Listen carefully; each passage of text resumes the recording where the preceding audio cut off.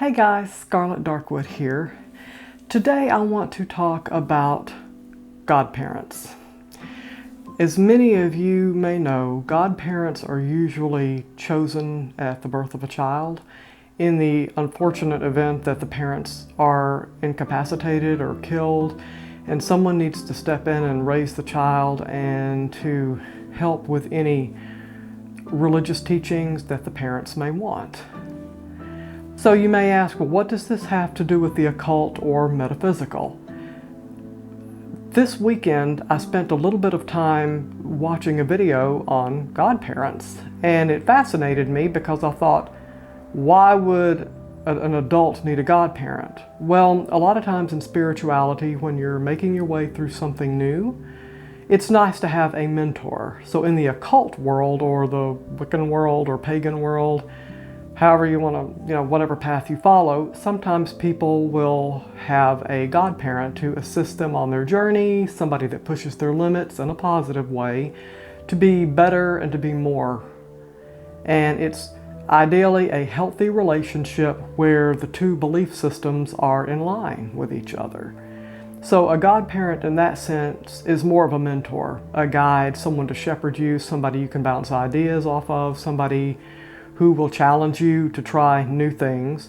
It's not a relationship that's unhealthy. It's not someone who's going to sexually exploit you or take advantage of you. It's not going to be someone who's necessarily going to try to mold you in their own image.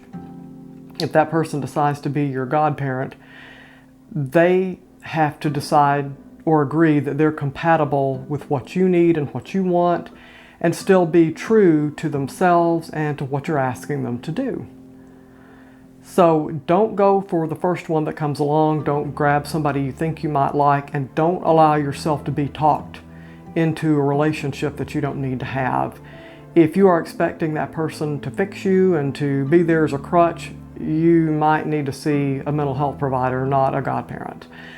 If you are on a healthy path and you're healthy mentally and emotionally, and you know what it is you want and what you're looking for and what you want out of it, and you're just at a point in your development that you would like somebody there to help answer questions, to be there to help guide, maybe offer opinions, check in, see how you're doing, then you might like somebody like that.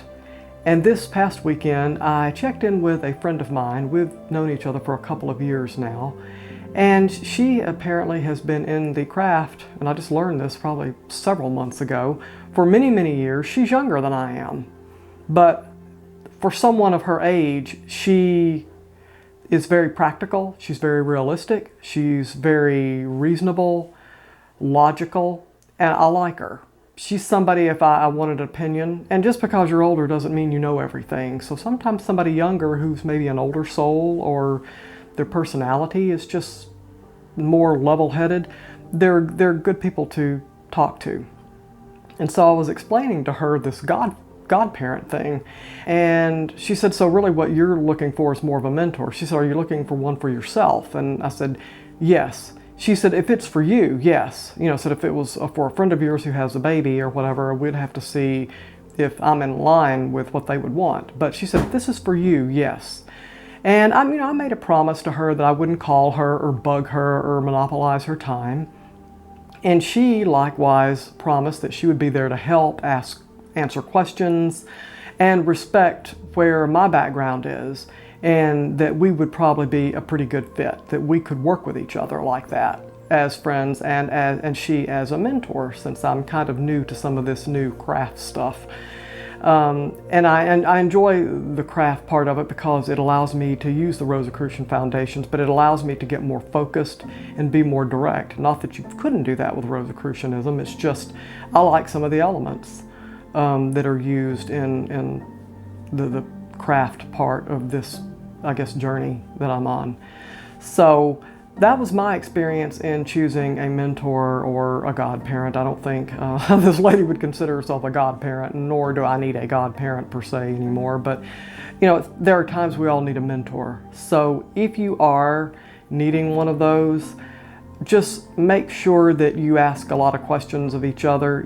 Ask the person you're inquiring about how they would see their role, how they could help you, and make sure they know what you're after and what you want so that you don't have a bad experience.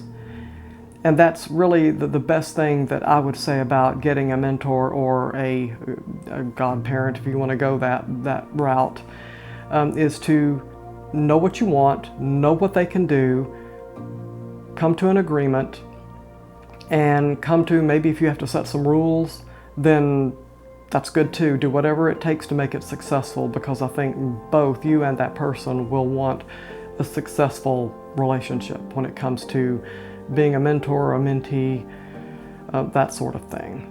So that's all I have to say on godparents. If you have any questions, put them in the comments below. If you have a godparent or in search for one, tell me about your journey. I would love to hear it. And hope everyone has a great week.